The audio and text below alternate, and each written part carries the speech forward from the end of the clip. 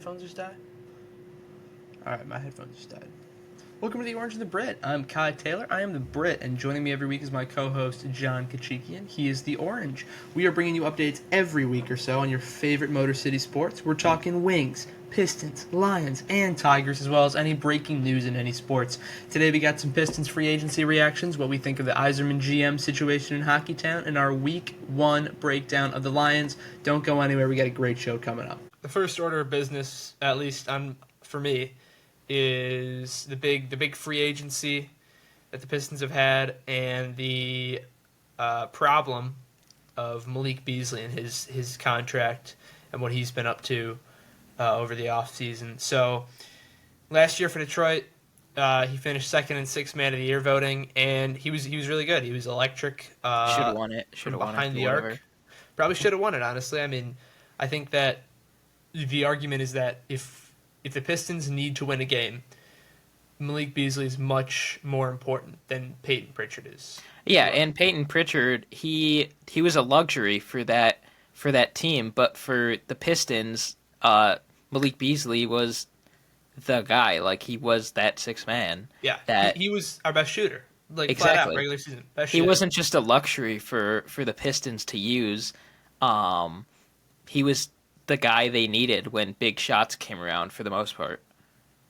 Yeah, I mean, if you look at his numbers, I mean, he shot 41% from three, which is insane. Averaged 16.3 points and almost averaged 10 threes a game, which is that's crazy. I mean, that efficient with that much volume, it was amazing. But I'm guessing the playoffs, at least for everyone else, because the playoffs left a bit of a sour taste in my mouth.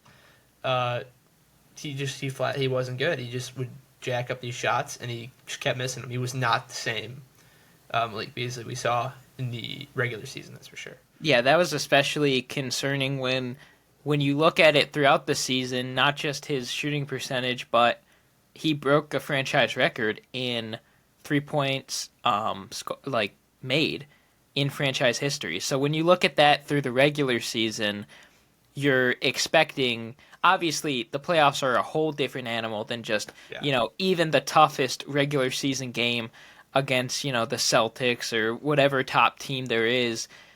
It's a whole new beast. But when you look at him breaking that record, you think, okay, this guy is really able to make these key shots, or at least just throw up a couple and make a couple. And he just basically threw duds in the playoffs, which eventually led to the Pistons' loss. Make a couple more of those, and those close games for the Pistons that they lost are wins. Yeah, I mean, and especially MSG is probably the toughest place to play, just in the regular season and the playoffs. There's no doubt. And I mean, I know that environment's intimidating. I mean, in game one, Osar missed a wide open dunk.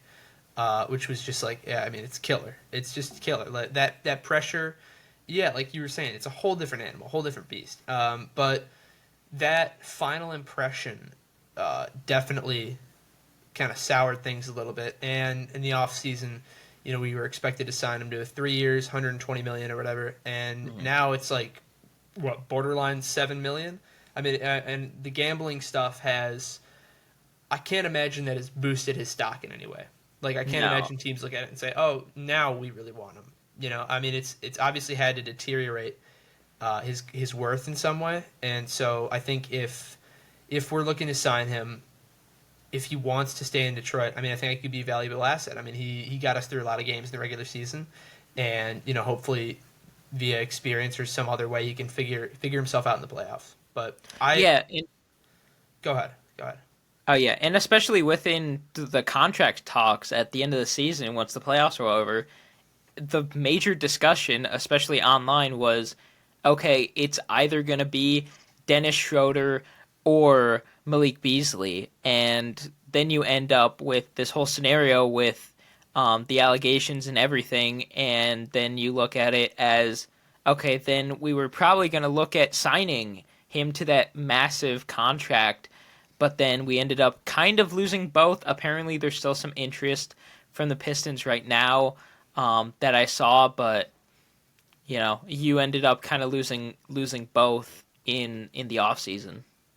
Yeah, and I mean, Schroeder, when he was with us, he only averaged 10.8 points per game, which probably is like seventh or eighth on the team. But the presence that he brought, especially in those playoff games where it was like the veteran presence on the court was huge for us. I mean, just to be that kind of like voice and that presence to say kind of like a captain on the defense in football, saying like, okay, you're going there, just like directing everybody around, easing some of the pressure off. That was huge, and I'm kind of scared to see that that presence is lost, and who's going to be that presence, because Cade is still super young, Ivy's still super young. Karis LeVert, I don't really see that as a presence. Duncan Robinson, like Schroeder, on every other possession, he would just be on the floor trying to draw the foul, and I really love that. I love to see the grit and the mentality that he brought, and I'm just worried that that's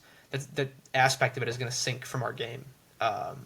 But his departure, we did bring in Karis LeVert, Duncan Robinson to replace some of these pieces. Beasley's obviously a maybe right now, but what do you think about Duncan Robinson and Karis LeVert as far as replacements? I think they are good replacements. I think there's a bit of a trade-off with them. I think they are definitely a good upgrade in terms of scoring ability, defense, and talent. But then, as you kind of mentioned, you kind of lose a bit of that really veteran mentality that especially Tim Hardaway and especially Dennis Schroeder really showed. So I think you get that upside in talent, which I think they both are to both of those players. But I think you do lose a little bit of veteran presence. Obviously, especially players like Duncan Robinson, he does bring some veterancy, but just maybe not as much as this young core needs. I think the young core, especially maybe for at least another year, needed kind of a Dennis Schroeder presence, at least in the locker room. Maybe not on the court 24/7 or in good positions like Dennis Schroeder was, but someone just on the bench kind of coaching these young guys, especially Asar, even Jaden Ivey, Jalen Duren. Those guys are still really young, especially Jalen Duren. So I think there's a bit of a trade-off there when you look at upgrade and then the veteran presence. Yeah, for sure. Cade, I know there's Bickerstaff has said a lot about Cade's leadership, and Cade's kind of he holds everyone accountable, and he's kind of the leader the team needs. But again, with what you're saying, even if he's not even playing, just someone that can come in and kind of teach the young talent kind of the unseen things in basketball, and just someone that can you can maybe not rely on, but rely on in the sense that they're the most experienced player on the team. They've been through this situation before. And, Duncan Robinson has that in a sense. He's 30 years old. He's played in the playoffs almost every single year.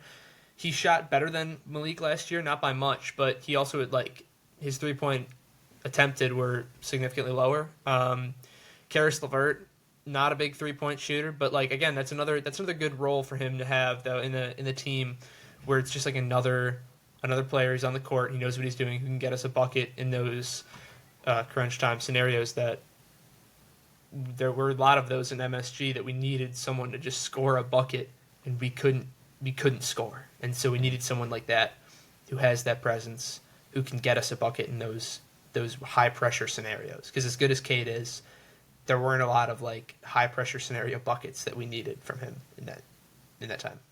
Yeah, and especially I think, kind of looking back on the experience part, maybe not a total veteran presence of Duncan Robinson, but when you talk about the playoff experience, I think veterancy is different from when you talk about that playoff experience, because when you have someone like that, then now on this Pistons team where very much the target is to go to the playoffs again and maybe try and get a higher seed than they were able to last year.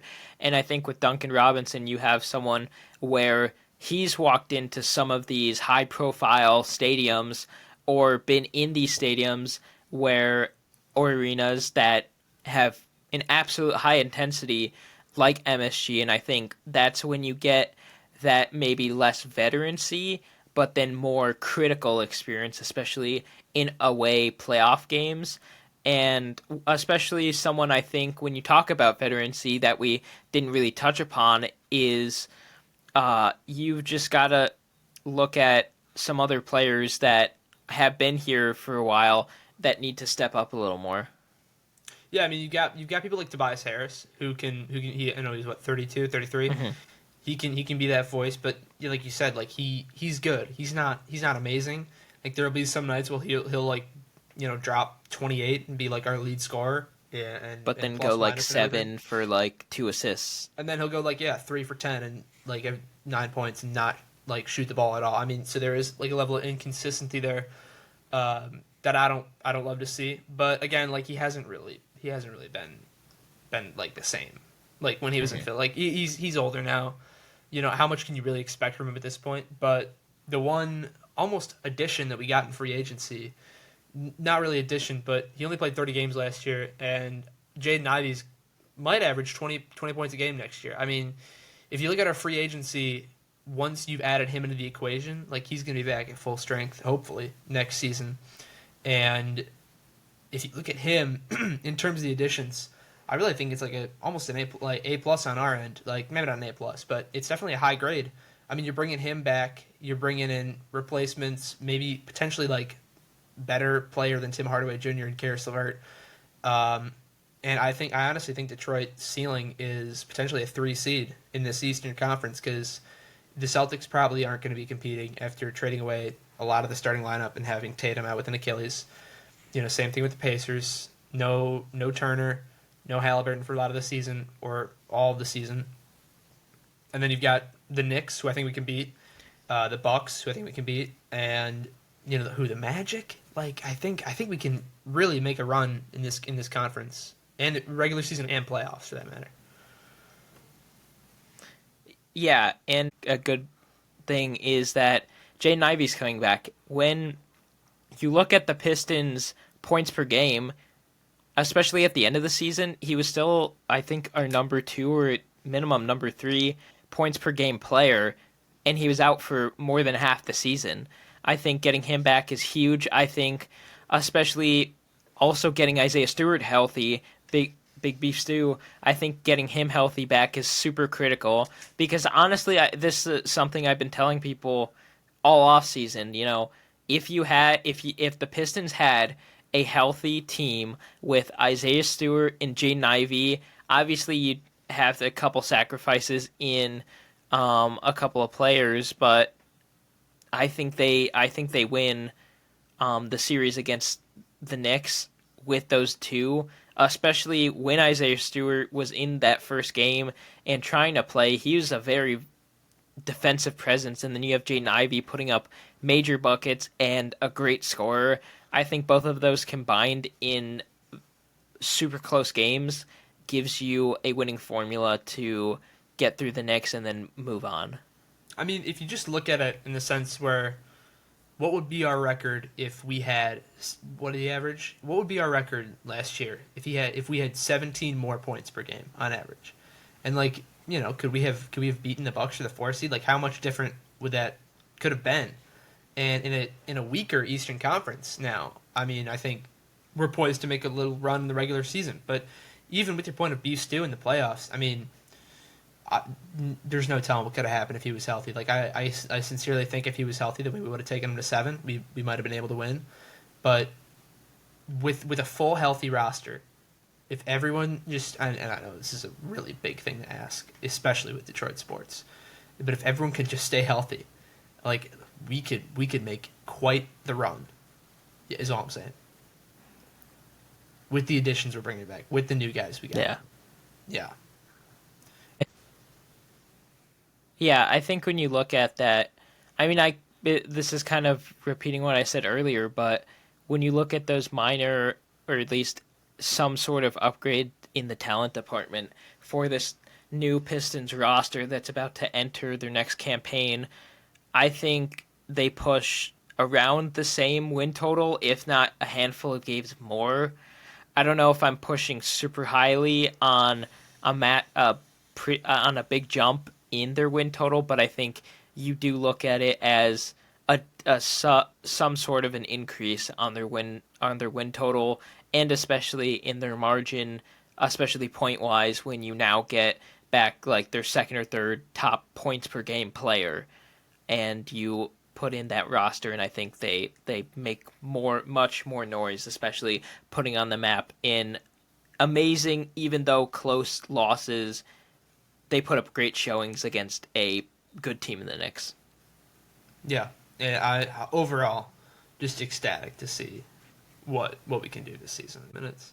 I think for the Pistons that's really it. I think we have to see how the coaching staff also develops. Obviously, JB Bickerstaff did an amazing job this year, but you have to build on your next year and your next year after that, because sometimes you have a big first year with a coach, but then falls off in the next season, and we've seen that too many times in every league. So I think the coaching has to still stay up to par. Not that I think it's going to dip in any capacity, because I really believe in JB Bickerstaff and his coaching staff, but I think it'll be a little different when you have a big amount of movement, especially a handful of players gone, and then you bring in a handful of players in, and then you have to continue, hopefully, with the healthy roster and continue and try and develop these new and younger guys. Yeah, I mean, consistency is just going to be key. That's the main thing. For the Red Wings, it's for Yzerman specifically. I don't think he's on the hot seat just yet. I know that's kind of controversial to say right now, but I think his seat is like lukewarm, as in like they have expectations, but I think give him just one more year, especially with waiting on all these different prospects and they're finally coming into the system. Because I had chatted with a former assistant GM of the Michigan Panthers, and I asked him about Yzerman, like if he should be on the hot seat. He's like, no, I don't see it. Maybe soon, yes, but if you fire Yzerman, then all these people that were up for a couple of the other open jobs, like those are going to be the same names. So at least maybe keep continuity, especially with those prospects that he's helped drafted, and now they're starting to come up and be players like Marco Casper. You have Lucas Raymond, Simon Edvinson, Albert Johansson, and then goaltending wise, obviously not the strong suit, but we did get Gibson over the offseason, so I think this season is mainly riding on him. But I think that's another kind of in-between goalie right now. Once the Red Wings finally view Kosa as a prospect that they can finally bring up, and we saw a pretty decent performance when he did come up for a game last season. Yzerman with his free agency hasn't been very good. That's the one thing I will absolutely knock him on, especially with the contracts of Ben Sherratt, the worst. I absolutely can't stand him. Justin Hall, JT Compher at 5.4, I think. Andrew Kopp, who has tried to live up to his contract but still falling short of it. Some of the additions that I actually do like this year is, the main one for me is Jason Bernard-Docker from the Sabres. He's a young demon and can hopefully bolster the bottom three or the bottom two. Decor on the blue line. Van Riemsdyk seems like a good depth piece. They added a lot of cheap depth, which signals to me that prospects are going to start to come up and then start to replace Hall, Sherratt, Compher, and Kopp, who Hall and Sherratt only have this last year left. Compher is almost done in a year or two, I think. If I'm not mistaken, I think he has maybe 3. But Kopp and Compher are the ones now waiting on their contracts. But a lot of cap space is going to open up, so hopefully Yzerman can make moves this offseason after hopefully a strong push to the playoffs. Although that's still an iffy if the Red Wings were even to make it. But I think the Red Wings situation, especially depth-wise, they still have probably the worst blue line in the league, because obviously Simon Edvinson and Mo Seider can't play 60 minutes a night. Albert Johansson is a pretty decent second line demon. I like Bernard Docker as a third pairing. Um, but the forward group is pretty good. I think you now have the number two center in Marco Casper, which will help kind of take off the leverage of Cop specifically. Then you have Kane coming back on a decently successful season, not as great as his first season when he came in midseason to Detroit. Lucas Raymond still absolute stud. All-star. All-star Dylan Larkin, yep. Dylan Larkin still top centerman. I think he's a pretty good centerman in the league, especially being named to Team USA in the Frozen in the best on best this year, and also to the preliminary Team USA roster. And then honestly, it's a decent team, but obviously the struggle is depth scoring. That was a abysmal problem. You could not get scoring out of someone like Tarasenko, which we were thankfully able to offload his contract.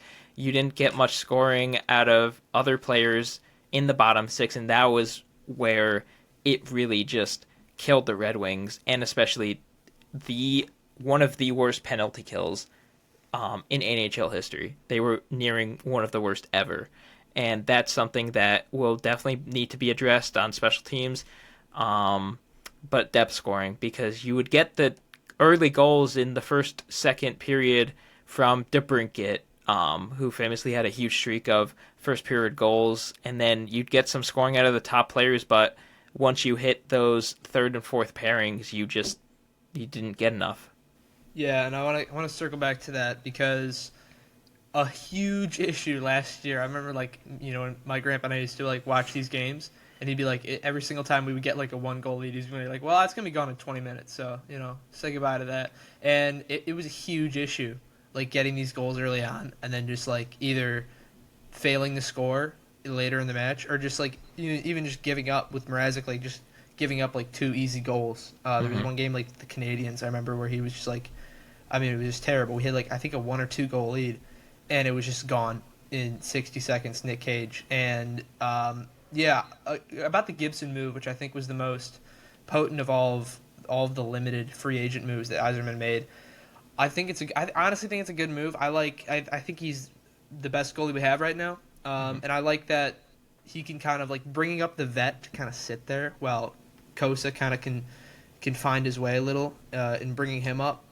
So I really like the Gibson move personally, and I hope there's going to be an improvement. I think there's going to be some improvement. Raymond's obviously going to get better. Mo's obviously going to get better. We have all these young guys. Hopefully you're going to get a lot better. I think Casper's going to make a huge leap this season. I hope. I know it's probably not going to happen. I hope we make the playoffs this year. But I think in the next 2 years, if we don't make the playoffs in the next 2 years, I think I want Yzerman out of them. I think there's a lot of people saying, obviously they want him out this year. They want him out next year. If we don't make the playoffs this season, it's going to be a huge talking point whether or not he stays. And it's hard. He's the greatest Red Wing of all time, and he has not been a terrific GM. It's just a difficult point for fans because you love him so much, and at the same time, you kind of wanted to see more results by now. Yeah, and also I think one thing to really emphasize with Yzerman's tenure is he came in with an absolutely horrible situation. I don't think people really understand how bad it was. Terrible contracts. He had to try and get out of some of those when he had started. Obviously, he's given out his fair share of bad contracts, but players that weren't doing anything, old vets that were just hanging around on big deals, or just not a great team really at all. You had some headliners like Mantha, Larkin, Bertuzzi, obviously, but when you don't have a good team at all and you're coming off, I think he may have taken over right after their most abysmal season ever. But you're taking over a squad that has not much in the way of total assets. You get screwed in the draft every year. Even if you're the worst, you're not getting that first overall pick, no matter what you try. it really was not a good team at all, and he has had to try and like slowly build it up from that rock bottom performance and roster size, especially when you talk about hockey. I feel like sometimes, obviously, hardcore hockey fans and also hockey fans that just generally know a lot about the sport, it takes time for prospects, and I feel like you can't just rush prospects. That's one of the big things, especially with goaltending, that everybody wants Kosa up. Oh, they wanted to throw him in for the last 3 games that didn't matter, but if one of those games was a 5-0 shutout against the Red Wings, his confidence would be wrecked, and then that would spill over into when he went back to the AHL, and then maybe he wouldn't have recovered and started to become a great, still working towards being a good prospect. And just his tenure, I think, needs to be given a bit more leeway with what he had to work with, how he has to wait. Obviously, he hasn't done amazing in the later rounds, but then you also have like Elmer Soderblom, Albert Johansson, like we talked about. You still have to wait on some of these prospects. Like, they're not going to immediately go from, the AHL or just immediately go into the league. Like, sometimes even the best prospects, like, Michael Misa, who just got drafted this year, he's not going in immediately, I don't think. No, or like other teams, you have to wait on some of these guys, and it takes time to build a roster. It sucks. It really sucks that we didn't make it a couple years ago. Absolute heart wrencher. But what Yzerman wants to do is build a team, that will go on a 25-year playoff run, and not just, obviously, Capitals isn't the best example because, they were able to get better after barely scraping into the playoffs and were able to make it again. But, the just going 1 year and then not being able to get there another 9 years, that doesn't do anything. It has to be built as a consistent roster, a solid roster, and that takes time. But I think one thing with the Red Wings organizationally, they have to take a really good look at and fire some people in the pro scouting department, because that's really been the Achilles heel to this team, is their free agency picks. Yeah. The one major thing that you mentioned was the fact that when Yzerman took over, we won 17 games that season, which obviously is not good. We lost 49, and if you look at what he's done since, 17 wins, 19 wins the next year. Next year it's 32. Next year it's 35. Next year it's 41. Little digression with 39 last year, but we've been on this sort of upward trend. And if you kind of look at what he was brought into, like the Red Wings selected him, and he was kind of like, that was the piece, that was the building block to build around and we built a huge dynasty around him. And I think that he's taking a lot of what he experienced as a player, and he's trying to do the same thing, where it's like, okay, we're going to select our key pieces, and we're going to build around that. And just like with him, it took a lot more than, 5 years. It took a lot more than 3 years. And I think he's just taking a sweet little time. But, if you keep him in office, I think that at least for 3 more years, he will build up a team that will be like a 2 seed in the playoffs at some point. But I think if you just give him time, because I think he, knows what he's doing to a certain extent. He's been through it. He's lived through it. I really think we can see results with him given a few more years. But it's just going to be curious to see whether or not the public eye and the Red Wings fandom will see that as well.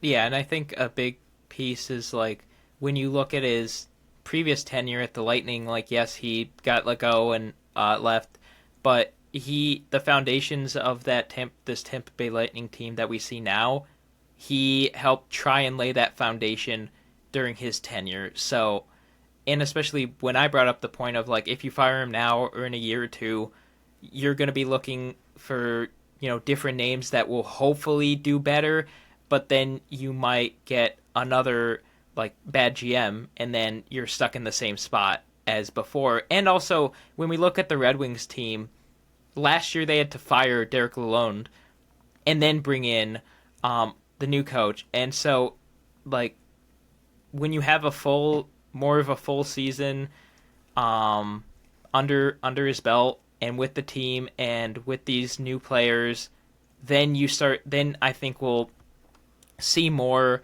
of, his second, third year right now as more of an improvement when he's got another year or two with this core, with these players, and has more of an input when, you know, he's actually able to kind of light a fire under you like Derek Lalonde just couldn't when we were on like a 7-game losing streak that eventually had us miss the playoffs. During that stretch, usually you have that coach like actually spark up the team. So now I think we have that, and now I think with another year with this core, it'll be a better result than what people think. There is a chance that they could still obviously not make the playoffs, but I think it's another year and another thing of even like head coaches in other leagues, like you kind of have to wait a couple years and not immediately fire because, they have to build a core, they have to recruit, they have to sign these players and actually build rapport and build a system. You can't just let him in and then can him immediately when he's not doing well.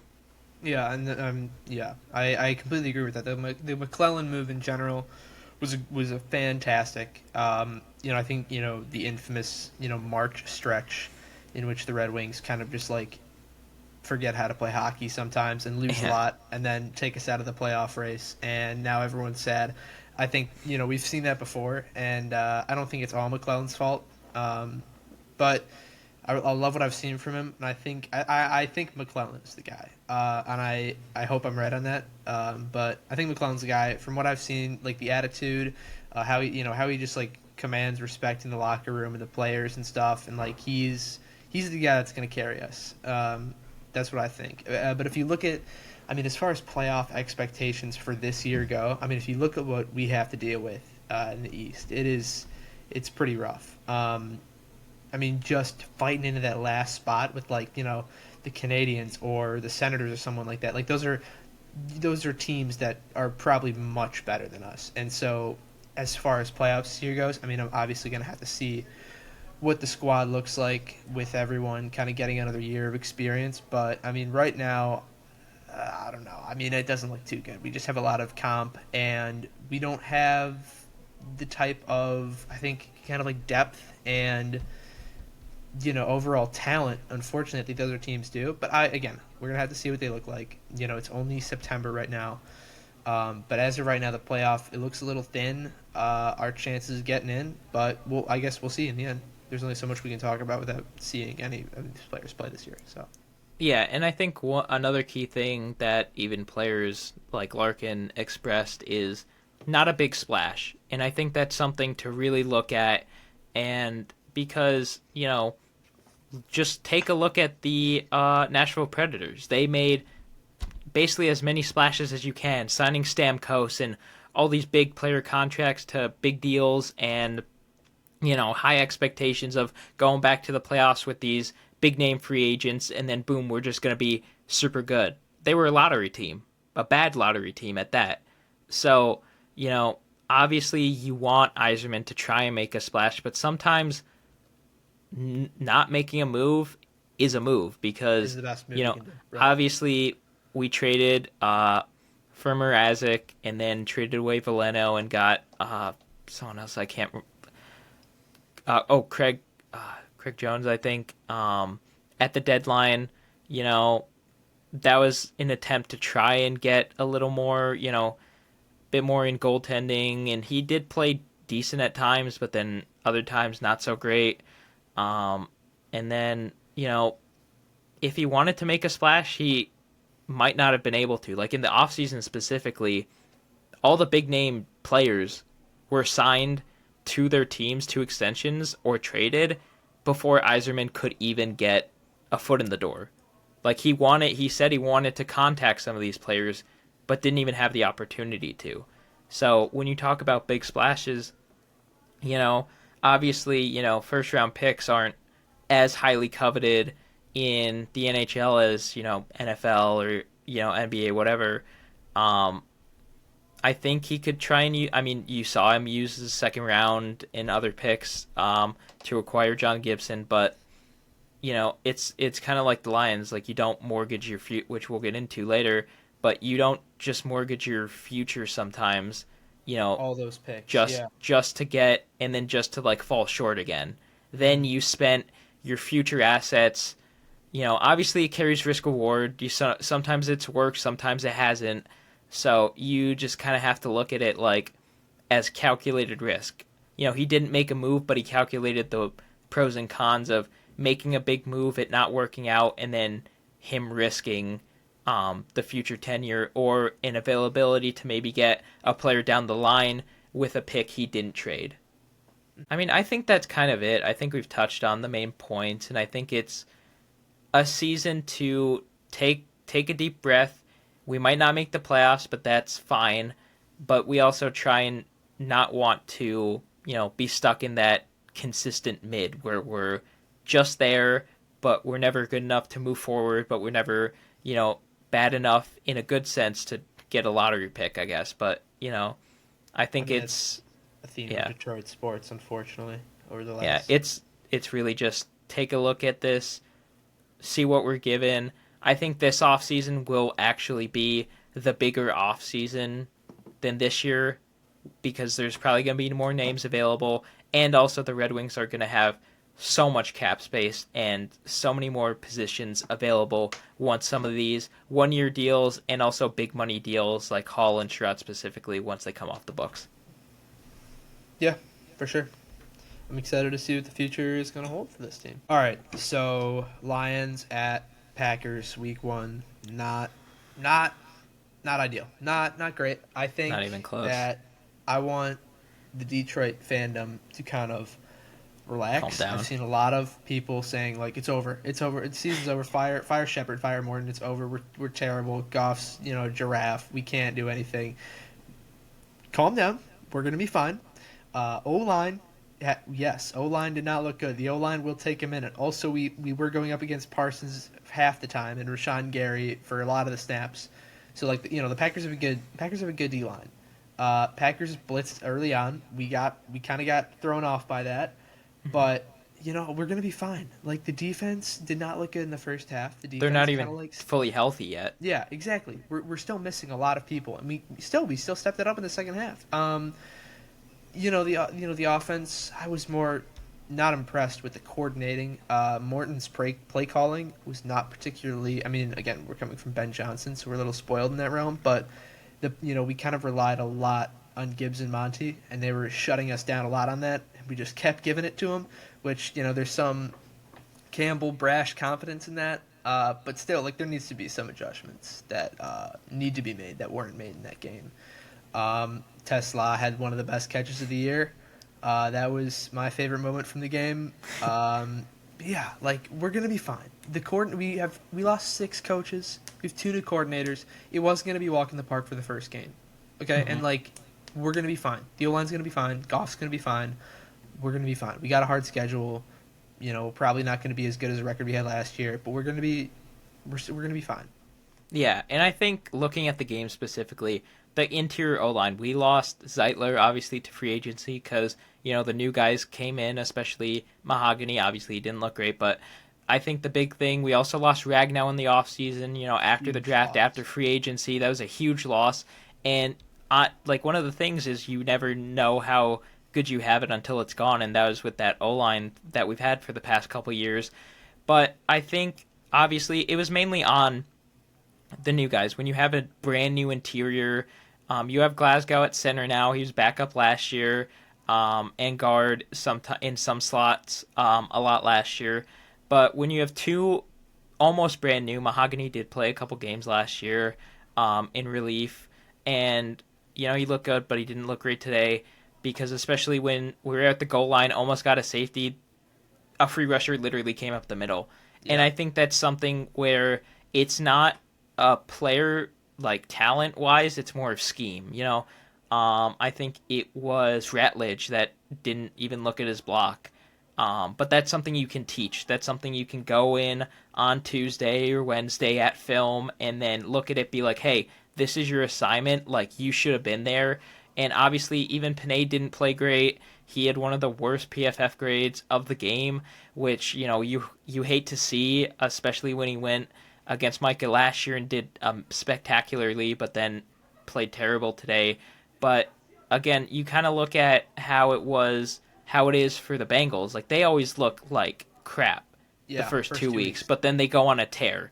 Yeah. Um, the defense isn't completely healthy. Obviously, that's not too much of an excuse, but you know, when you don't have as much pressure, which has been a point of contention for Lions fans, as there's no true definite edge to when you have Hutchinson getting double teamed. There's not much that you can do with not a fully healthy linebacking core or secondary. There's not too much you're going to do against an electric Green Bay offense.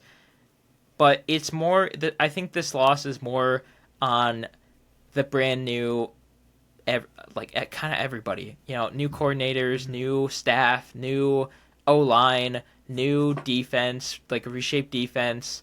But look at one of the things you have to look at when you're a Lions fan is the Eagles of 2 years ago.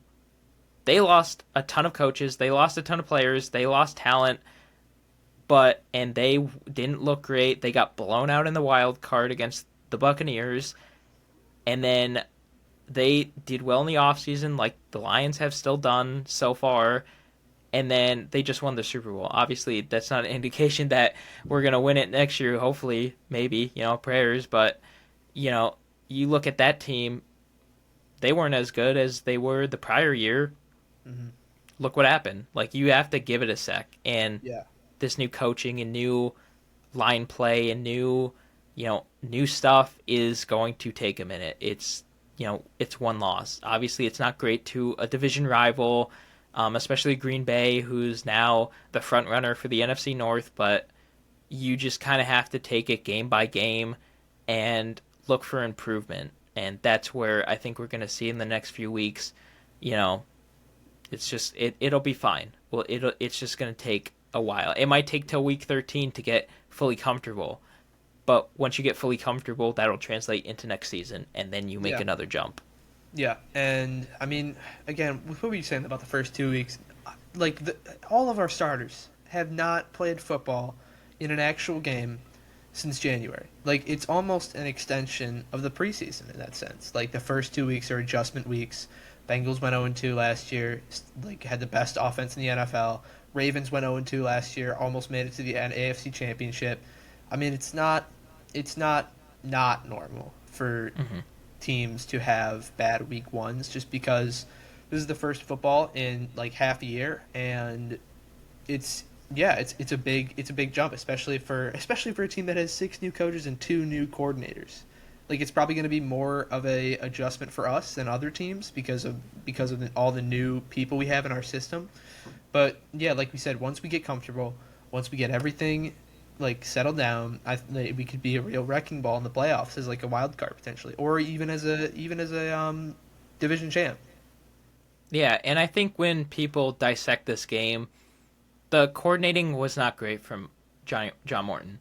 I'll just say that because you look at some of these wide shots. There's like 4 receivers blanketed 5 yards in front of him, with like maybe one option open. So he's not being dealt a great hand, and obviously he threw that pick that wasn't great, But I think Goff isn't a terrible quarterback. He obviously he threw 5 picks in a game against the Texans last year, but then we were able to win that game. He still led us to a victory there. He's not a bad quarterback by any means. He's maybe not elite top 3, but he's still a good quarterback. He can still get you to where you want to go. So I think with a new system, when he gets better play calling, plays, I think that's where he starts to shine. So I think when you pick apart Goff as like, oh, without Ben Johnson, he has this record, or without Ben Johnson, like he just looks terrible. Like, he might look terrible with a new system. A lot of quarterbacks might look bad with a new system. Some don't. Some jump right into it. But, you just take it week by week. Just one game is not going to ruin a whole season like we saw with the Texans last year. You know, Yeah. it'll be a rough season. I'm not saying it'll be, this is the only hard game and it's going to be a cakewalk from here. It's going to be really hard. There's going to be disappointing games. There's going to be hard games to watch. We might even get blown out. I don't know. Hopefully not, but that's just something you take in football. Like you have to be able to roll with the punches and progress week to week. Yeah, and like I mean, the people that really like make me mad are they got like during the Washington game, like the people that will drag Goff and Campbell's name through the mud, and then be like, all right, and then as soon as we lose, it's just like all the blame's on them, and then as soon as we win, it's like, yep, Lions are the greatest team in the NFL. Dan Campbell's about, and Yeah, those are the people that really make me mad. The yeah. bandwagon. People And people you know, act like we're going 17-0 every season. Like that's just not yeah, realistic. yeah. If you want to be if you want to be cheering with us when we, go for it on 4th and 11 in our own 30-yard line and make it, then you got to be like still with us on our side when we go for it on 4th and 11 on the 30-yard line and we don't get it. And you just got to like roll with the punches like you were saying, through thick and thin. That's what being a Lions fan is. But I will say, as a Lions fan, it brought me a lot of joy to see Ben Johnson and the Bears lose last night against the Vikings, and it brought me a lot of joy as a secondary Michigan fan to see J.J. McCarthy ball out in the fourth quarter. But Yep.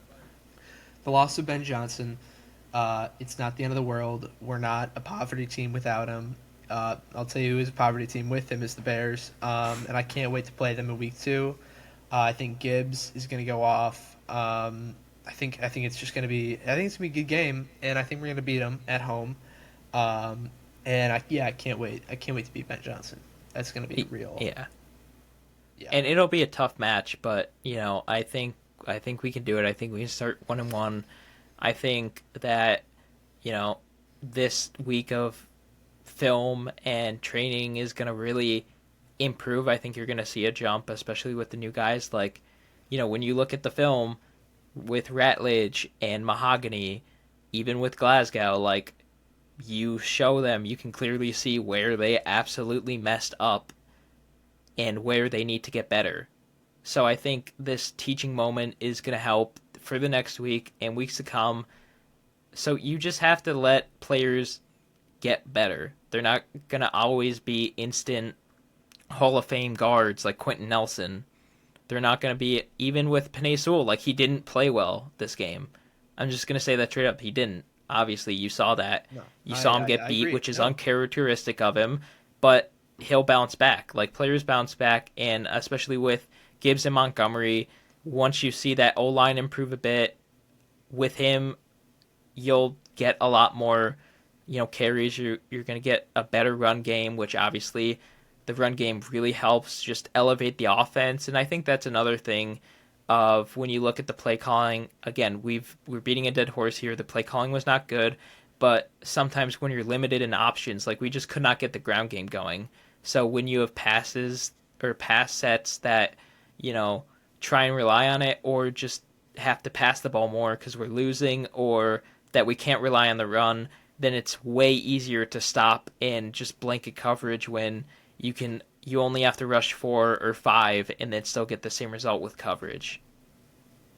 Yeah. And that's the same thing with like any offensive and defensive, and it kind of depends on these like adjustments that need to be made. Which, like, okay, look, we can go for it, in the fourth quarter when we're down 10. Like, I don't really love to bring up the NFC Championship game against the Niners because it makes me really sad. But, there are some things that we probably shouldn't have done late in the fourth quarter, like go for it on 4th down. We could have got the field goal and made it, one-score game in the end. But it's all about the adjustments, the tiny adjustments that we need to make. And, the running game was not taking off, and we still were just like pounding him, and it wasn't working. It's all about, again, experience. Morton's first game with the Lions offense, like a first real NFL game. And same with Shepard, too. I mean, I think that these guys just need experience. I think this is a real wake-up call, too, for them to kind of like, like I said, make some adjustments, fill in the gaps. And I think that once they kind of do that, they kind of like look it in film, and, we're on to Chicago in week 2. And, I think hopefully those adjustments will show up. in the offense and defense. Yeah, More so in and the I offense. yeah, and I think the one thing that also makes me mad when you look at Lions fans specifically is when a game goes bad or when the fourth down doesn't get converted. It they blame, obviously, Dan Campbell makes those decisions of, hey, we're gonna go for it, or we're gonna do this, that, the other thing. Obviously, he's not doing play calls anymore like he did in 2021, but it makes me mad when you're like, oh, he's just a bad coach, and that's why he's like going for it. He's going for it just because he is, that's just his thing, so he's going for it, or he's not making the right decision. And sometimes good coaches don't make the right decisions all the time. There's flaws in Andy Reid's game. There's flaws in Belichick's game. There's some sort of flaws in every coach, I mean, yeah, and I nobody's think perfect in that sense. Yeah. he's adjusted so far well each season. First season went 1-6, but then went on a tear and was able to, finish with a winning record for the first time in a few years. Second year, 12-5. NFC Championship. Obviously, it didn't end the way we had really hoped, and it sucked with that NFC Championship game. But then you look at next season when 16 players were on IR, but then we still made it to 15-2, and unfortunately got crushed in the divisional round. But you see improvements every season, more adjustments, and stuff is going to take time. Even though Calvin Shepard was the linebackers coach and has been in Dan Campbell's system for multiple years, or John Morton, who was a staff member in 2022, they still have to adjust to more responsibility. Obviously, Dan Campbell and Brad Holmes were like, these guys are going to be able to work in our system. They know it, especially, Calvin Shepard, and then John Morton has been here before. They have faith, so we should have faith. One bad game isn't going to completely ruin my expectations. And that's also one thing when you look at a couple years ago, even like, especially with the defense, when Aaron Glenn didn't have a talented defense his first couple years, we let up 40 plus points like every game for the first like 3 weeks of the season, and everybody was like, fire him, he's terrible, Aaron Glenn's the worst DC. Fast forward a year or two later, he has an actual good defensive core, and people call him an absolute defensive genius, which he is now with a good core, and now he is with the Jets. So I think you have to let them settle in, let them get Yeah, acclimated to their 100%. players, new and old, even if they've been there a while. Like, coordinators will take a minute also. Some are worse than others, some may not get better, as we've seen with other coaches and coordinators, but you have to give them breathing room. Ben Johnson didn't call great games multiple times the past 2 or 3 years, and now everybody's like, Ben Johnson is the best coordinator ever. Which It he's took him time to get there. He didn't just do it overnight, and it took him time to develop and get in tune with the offense and with the personnel he's now working. He used to work with and now is working with the Bears. Yeah, and as far as John Morton and Kelvin Shepard's role now in the future, mainly for the Lions, I mean, I think I trust not Ben Johnson. I think I trust Dan Campbell and Brad Holmes more than I trust like the weather at this point. I mean, and more than I trust myself. I mean, if they like, they know so much more about football than I do. Like, if they're in on them, then I'm in on them. And I think I think people should be the same way.